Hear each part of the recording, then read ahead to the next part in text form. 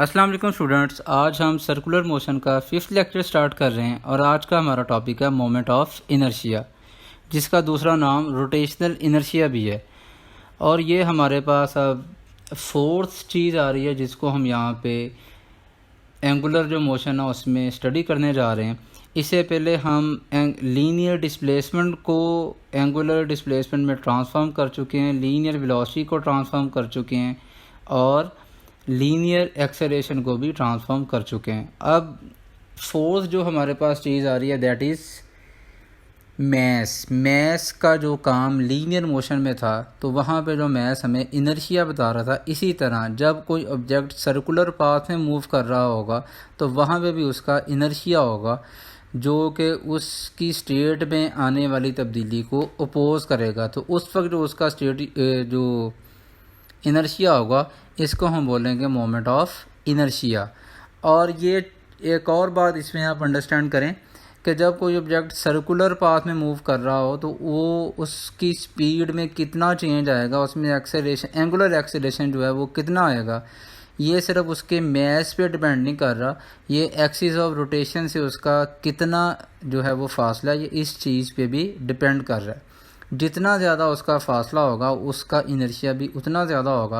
अब हम इसको डिफ़ाइन किस तरह करने जा रहे हैं, the product of mass of the particle and its square of the perpendicular distance from axis of rotation is called moment of inertia. और मैथमेटिकली इसका फार्मूला जब हम राइट करेंगे तो that will be I equals to M R square. M mass of the object है और R उसका axis of rotation से परपेंडिकुलर डिस्टेंस है।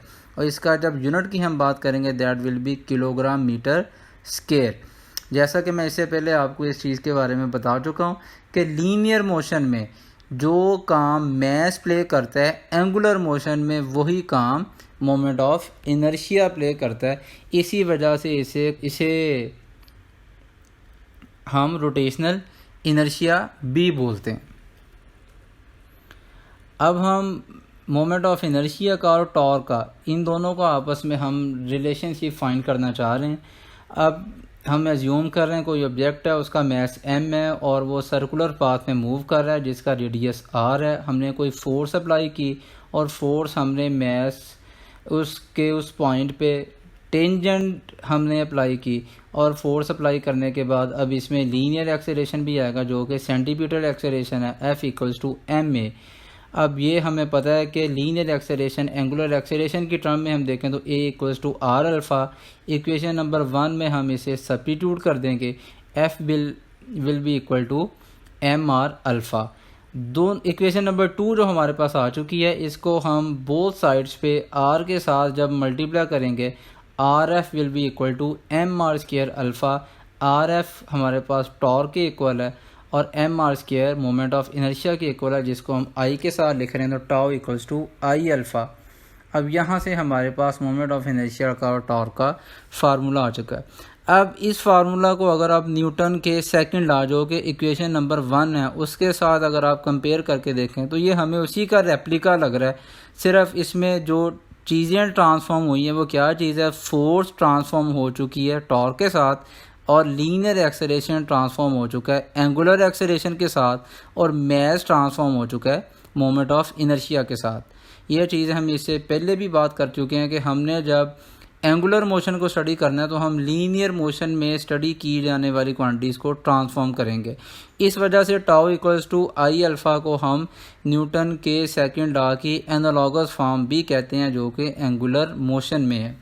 तो यहाँ से हमें बात क्लैरिफाई हो चुकी है कि फोर्स का जो काम लीनियर मोशन में है वही काम एंगुलर मोशन में टॉर्क प्ले कर रहा है। मैस का जो काम लीनियर मोशन में है एंगुलर मोशन में वो काम मोमेंट ऑफ इनर्शिया प्ले कर रहा है। एक्सेलरेशन का जो काम लीनियर मोशन में है वो काम एंगुलर मोशन में एंगुलर एक्सेलरेशन प्ले कर रहा है।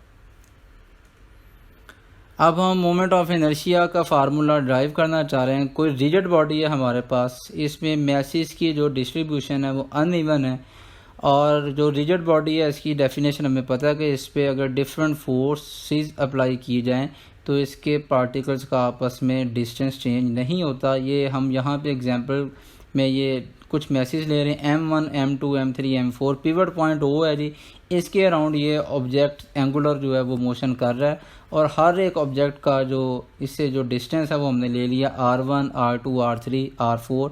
अब हर एक के लिए जो हम टॉर्क का फार्मूला अप्लाई करेंगे टाउ 1 M1 के लिए होगा, that will be equal to M1 R1 square alpha 1, और इसी तरह tau 2 equals to M2 R2 square alpha 2, और M3 के लिए tau 3 equals to M3 R3 square alpha 3, so on tau n equals to Mn Rn square alpha n।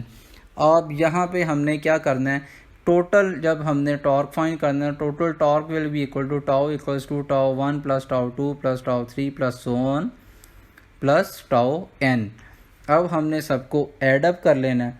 अब add up जब हमने इन सबको कर लिया, M1 R1 square alpha 1 plus M2 R2 square alpha 2 plus M3 R3 square alpha 3 plus so on plus Mn Rn square alpha n। अब यहाँ पे एक चीज़ हम अंडरस्टैंड जो है वो कर सकते हैं, अब एंगल सब के लिए सेम चेंज होगा, एंगुलर जो क्वांटिटीज़ हैं वो सब पॉइंट्स की सेम है, एंगुलर डिस्प्लेसमेंट भी सब के लिए सेम है, एंगुलर वेलोसिटी भी सब के लिए सेम है, और एंगुलर एक्सेलरेशन भी सब के लिए सेम है, जो कि सब के लिए कॉमन आ जाएगा। और बाकी जो हमारे पास क्वांटिटी रह जाएगी that will B M1 R1 square plus M2 R2 square plus M3 R3 square plus so on plus Mn Rn square into alpha. अब ये ब्रैकेट में ये जो टर्म है इसको हम बोलते हैं मोमेंट ऑफ इनर्शिया, और इसको समेशन फॉर्म में जब हम राइट करना चाहें तो हम लिखेंगे summation I equals to 1 to n Mi Ri square into alpha, और ये summation I equals to 1 to n Mi Ri square, इसको हम बोलते हैं मोमेंट ऑफ इनर्शिया। और ये रिजिड बॉडी का है जो कि n मैसेज से मिलके बना है, और इन मैसेज की जो वो डिस्ट्रीब्यूशन है वो अनइवन है। तो ये हमारे पास रिजिड बॉडी के लिए मोमेंट ऑफ इनर्शिया का फार्मूला आ चुका है। बाकी जो ये फार्मूला है वो इससे प्रीवियस जो हमने फार्मूला देखा था उसी के पैरेलल है। उम्मीद है कि ये लेक्चर आपने अंडरस्टैंड कर लिया होगा, तो इंशाल्लाह इस सीरीज़ को आगे भी कंटिन्यू रखेंगे। Till then wait for the next video.